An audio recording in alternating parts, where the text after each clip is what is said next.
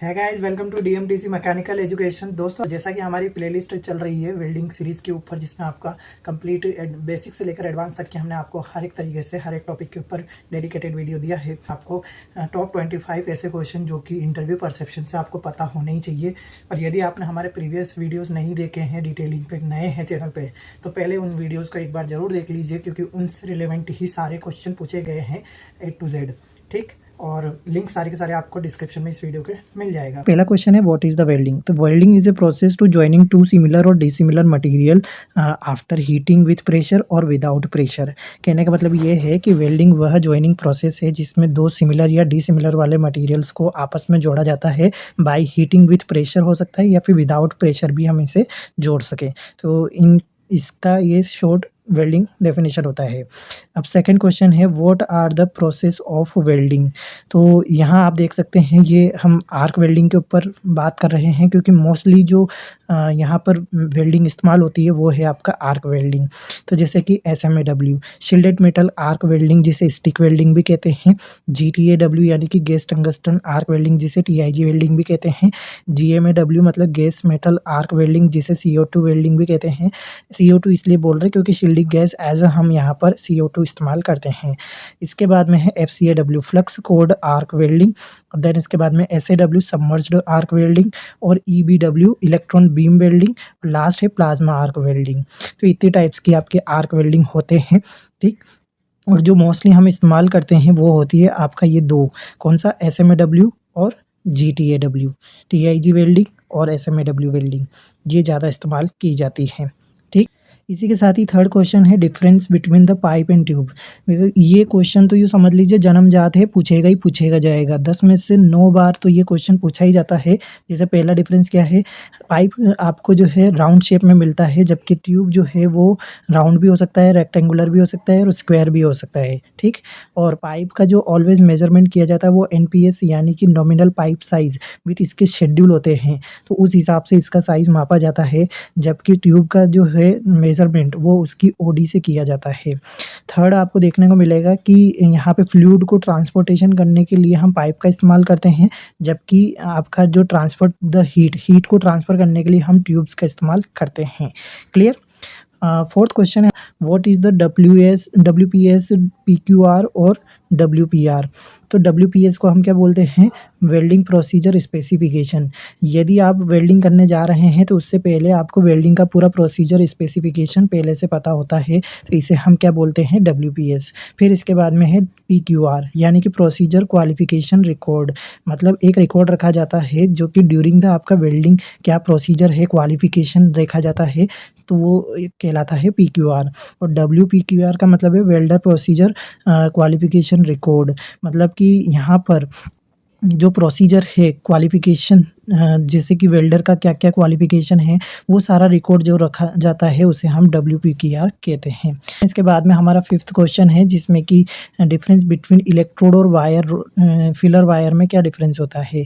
तो फर्स्ट आप देख सकते हैं, जैसे कि इलेक्ट्रोड है तो ये इसमें इलेक्ट्रोड की ये बात है कि current passes through the electrode and fuse, मतलब इलेक्ट्रोड को ही फ्यूज़ करवाया जाएगा थ्रू द आपका जो करंट पास कराते हैं, तो इलेक्ट्रोड से करंट भी पास होगा और फ्यूज़ भी वही होगा। ठीक, जबकि अगर बात की जाए आपके फिलर वायर के लिए, तो current passes through the tungsten electrode का इस्तेमाल किया जाता है। तो टंगस्टन के इलेक्ट्रोड को करंट पास करवाया जाता है, जबकि फ्यूज़ जो है एक्सटर्नली करवाया जाता है, अलग से फ्यूज़ करवाया जाता है।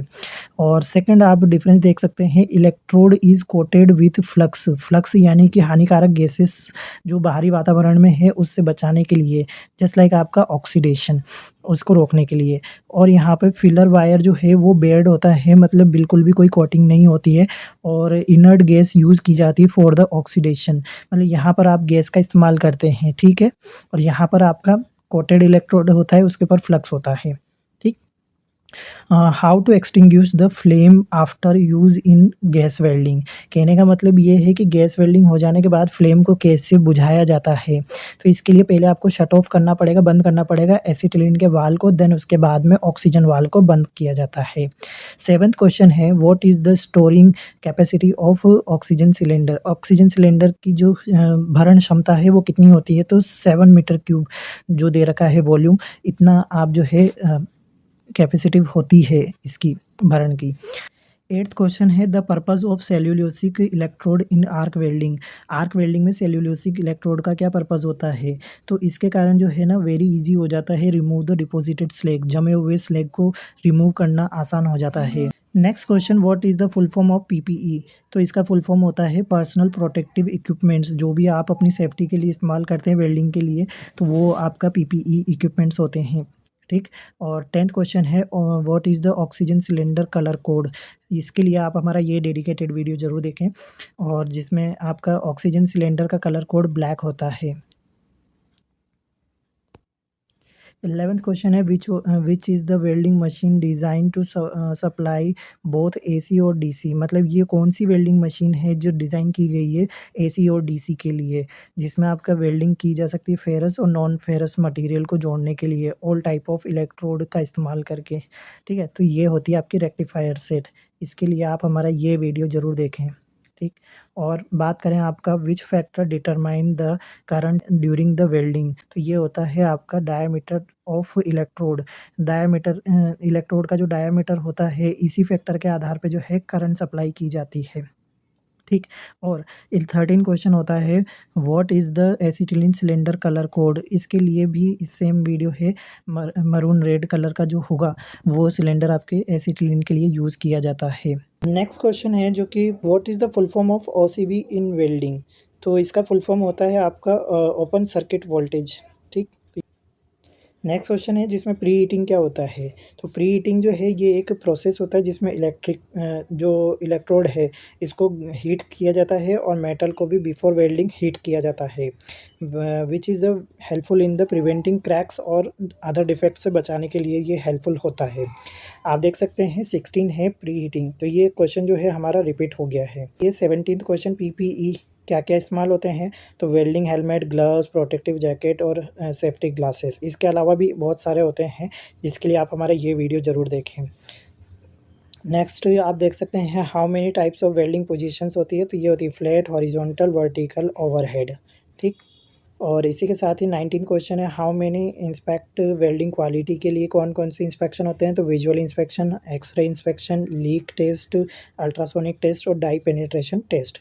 ठीक। इसके लिए आप हमारे ये वीडियो ज़रूर देखें, काफ़ी हेल्प करेगा आपको। और नेक्स्ट 20 आपको यहाँ पर है पोरोसिटी क्या है। तो पोरोसिटी जो है ये कंटेन करती है small air bubbles which makes the welding जो है इसको वीक बनाता है। तो आप ये डेडिकेटेड वीडियो ज़रूर देखें, इससे काफ़ी सारे आपको डिफेक्ट्स क्लियर हो जाएंगे। और नेक्स्ट 21 है जो कि वेल्डिंग सेट कौन कौन से होते हैं। तो ये होते हैं आपके डीसी जनरेटर सेट जिसमें आपका मोटर जनरेटर सेट और इंजन जनरेटर सेट आता है। और साथ ही आपके लिए जो एसी या डीसी रेक्टिफायर सेट होते हैं वो भी होते हैं, और एसी ट्रांसफार्मर सेट। इसके लिए आप हमारे ये वीडियो ज़रूर देखें। How many types of welding polarity are there. तो पोलैरिटी के लिए आपको बता दूं स्ट्रेट पोलैरिटी और रिवर्स पोलैरिटी होती है, जिसमें डीसीईएन का मतलब है डायरेक्ट करंट इलेक्ट्रोड नेगेटिव, और रिवर्स पोलैरिटी के लिए डायरेक्ट करंट इलेक्ट्रोड पॉजिटिव इसे कहते हैं। तो इसमें अगर दोनों में डिफरेंस चाहिए तो ये वीडियो ज़रूर देखें। और how many types of welding joint are made. तो वेल्डिंग के लिए कितने जॉइंट बनाए जा सकते हैं। तो butt joint, lap joint, T joint और कॉर्नर जॉइंट, जो कि मैंने इंस्पेक्शन के साथ में ये वाली वीडियो दी है, तो इसमें दोनों चीज़ें कवर हो जाएगी। नेक्स्ट आप देख सकते हैं what is the formula to estimate the approximately current for the electrode. तो इलेक्ट्रोड के लिए आपको कितना करंट देना है, तो उसके फॉर्मूला है I is equals to 40D minus 25 ampere. तो आप बस डायामीटर रख दीजिए इलेक्ट्रोड का, और उसमें ये कैलकुलेशन करके आपको मिल जाएगा कि कितने एम्पियर की करंट भेजनी है। ठीक। जिसमें आपका D का मतलब है डायामीटर ऑफ इलेक्ट्रोड और I का मतलब है current in ampere. Last question है how many types of welding defect, कितने टाइप के होते हैं। तो ये होते हैं आपके इंटरनल डिफेक्ट और एक्सटर्नल डिफेक्ट। इसके अलावा भी मैंने आपको कई सारी वीडियोस प्रोवाइड की है जिनसे आपके क्वेश्चन बनते हैं। तो नेक्स्ट पार्ट चाहिए तो कमेंट करके ज़रूर बताएं। चलिए, और प्लेलिस्ट को मस्ट वॉच कर लीजिए एंड स्क्रीन पे और डिस्क्रिप्शन में मैंने दे दिया है। जय हिंद, जय भारत।